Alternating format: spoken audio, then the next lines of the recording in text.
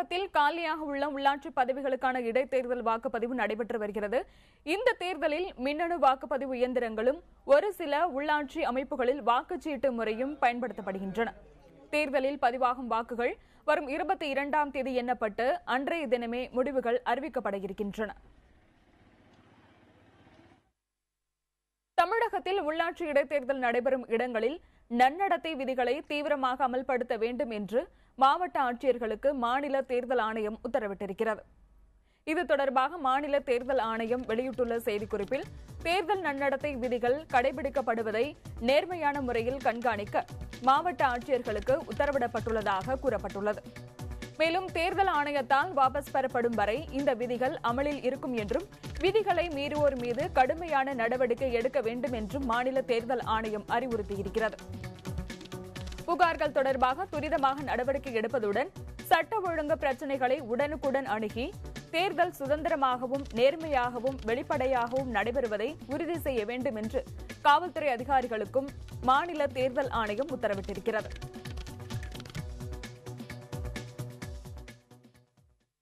எதிர்க்கட்சிகளின் பல்வேறு குற்றச்சாட்டுகளை கடந்து தமிழகத்தில் உள்ளாட்சி இடைத்தேர்தல் வாக்குப்பதிவு தொடங்கி நடைபெற்று வருகிறது. தேர்தல் தேதி அறிவிக்கப்பட்டது முதலே ஏகப்பட்ட சர்ச்சைகள் பல்வேறு வடிவங்களில் வந்தன. இந்த சர்ச்சைகள் உள்ளாட்சி தேர்தல் நடைபெறும் விதம் குறித்து புதிய கண்ணோட்டத்தை ஏற்படுத்தியது என்றே சொல்லலாம். உள்ளாட்சி தேர்தலுக்கான அறிவிப்பை விட அது ஏற்படுத்திய சர்ச்சைகள் மிகப்பெரியன என்றே சொல்லலாம். போதிய கால அவகாசத்தை வழங்காமல் தேர்தல் தேதி அறிவிக்கப்பட்டதாக குறை கூறி திமுக, தேமுதிக உள்ளிட்ட பல்வேறு அரசியல் கட்சிகள் தேர்தலை புறக்கணித்தன. தேர்தலை எதிர்கொள்ளப் போவதாக அறிவித்த பாரதிய ஜனதாவும் இடதுசாரிகளும் கூட பின்னர் மாநில தேர்தல் ஆணையம் நடுநிலையோடு செயல்படவில்லை என்று குற்றம் சாட்டின. தேர்தல் அதிகாரிகள் ஆளுங்கட்சிக்கு சாதகமாக செயல்படுவதாக அவை தொடர்ந்து புகார்களை தெரிவித்து வந்தன. தமிழகத்தில் மாநில தேர்தல் கமிஷன் எல்லா விதங்களிலும் எதிர்க்கட்சிகள் போட்டியிடாமல் தடுப்பதற்கான நடவடிக்கைகளை சட்டவிரோதமான நடவடிக்கைகள் மேற்கொண்டிருக்கு. இல்லை சட்டப்படி மற்றவர்கள் போட்டி போட என்ன செய்து கொடுக்கணுமோ அதை செய்யாமல் இருந்திருக்கு. பாரதிய ஜனதாவால் நெல்லை மேயர் வேட்பாளராக அறிவிக்கப்பட்டவர் கடைசி நேரத்தில் அதிமுகவில் இணைந்ததும், அதன் தொடர்ச்சியாக அதிமுகவின் நெல்லை மேயர் வேட்பாளர் போட்டியின்றி தேர்வானதுமான நிகழ்வுகளும் அரங்கேறின. பல வேட்பாளர்கள் மிரட்டப்பட்டு வாபஸ் வாங்க வைக்கப்பட்டிருக்கிறார்கள் என்பது மட்டுமல்ல, பல வேட்பாளர்களின் கையெழுத்து போடப்பட்டு வாபஸ் வாங்க வைக்கப்பட்டிருக்கிறார்கள். இன்று ஒரு வழக்கு வருகிறது, நேற்று ஒரு வழக்கு வந்தது, நாளை ஒரு வழக்கு வருகிறது. இப்படி தமிழகம் முழுவதும் வழிமுறைகள், நெறிமுறைகள் மீறப்பட்டிருக்கிறது என்பதற்காகத்தான் நாங்கள் இன்று வழக்காடு மன்றம் சென்றிருக்கிறோம். புதுக்கோட்டை, கொடைக்கானல், குன்னூர், சங்கரன்கோவில் ஆகிய நகராட்சிகளிலும் தலைவர் பதவிக்கு அதிமுகவினரே போட்டியில்லாமல் தேர்வானதும் சர்ச்சையை ஏற்படுத்தியது.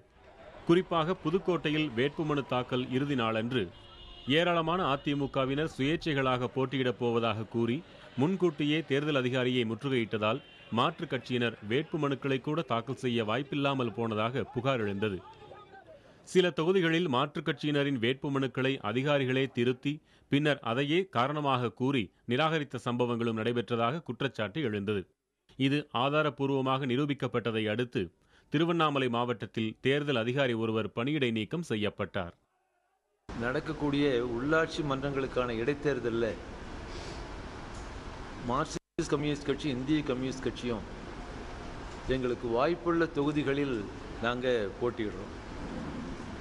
குறிப்பாக இந்த போட்டி என்பது ஆளுங்கட்சியினுடைய அண்ணா திராவிட முன்னேற்ற கழகத்தினுடைய ஜனநாயக விரோத போக்கை எதிர்த்து போராட வேண்டும் என்ற நோக்கத்தோடு தான் நாங்கள் இதில் போட்டியிடுறோம்.